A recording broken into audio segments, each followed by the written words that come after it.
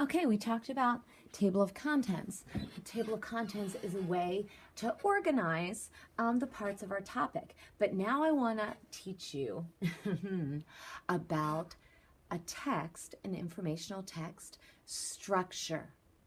Okay, just like a table is a structure that holds things up, the informational piece that you are writing is going to have a structure that makes it organized. You probably didn't even realize this. I didn't realize it till I was a teacher, that informational writing has a structure. There are 5 ways, main ways, that informational texts are organized. Description. That's where you are writing about a topic and you are describing each aspect of that topic. When you think about that, did I do that with genres? I said what it was and the nonfiction. My structure was description.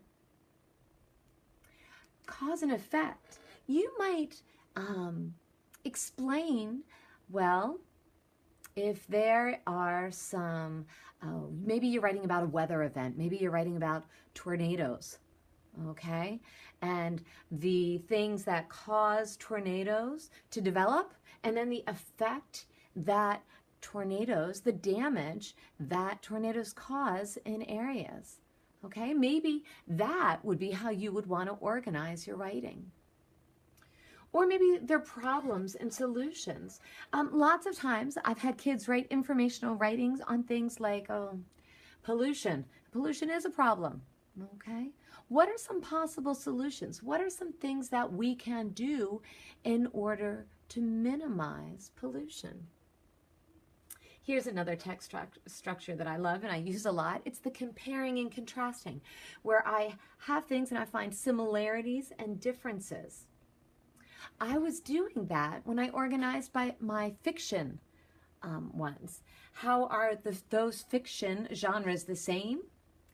But what specific ways are those historical fiction, fantasy, realistic fiction? How are they different?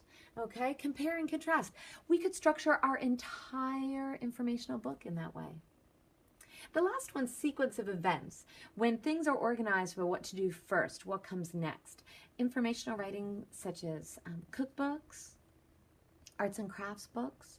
Lots of times they are definitely organized step by step. What you do first, how to build something, how to make something. It makes sense to use this structure.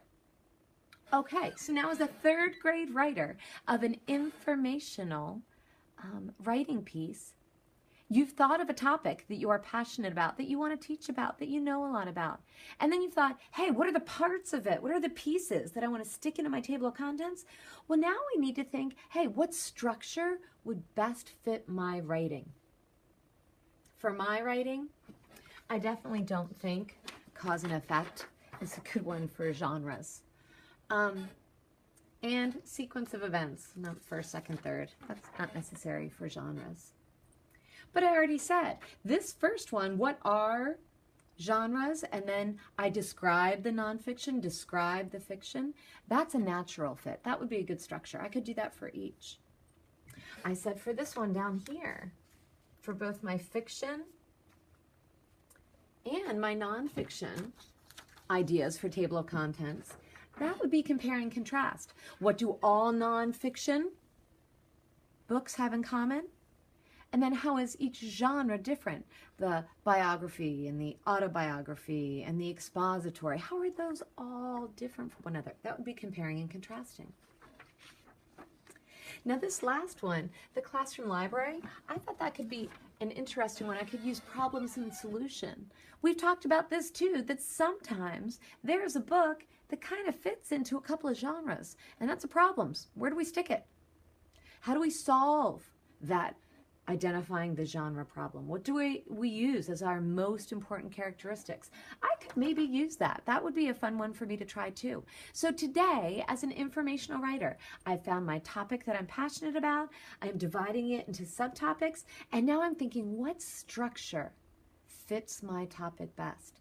You may want to talk with your writing buddy and be like, hey, What do you think would be best for mine? What works the most?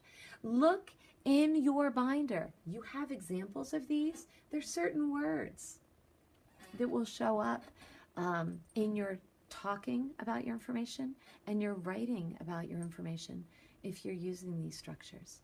So really try to be deliberate and choose the structure that's going to work best for your book.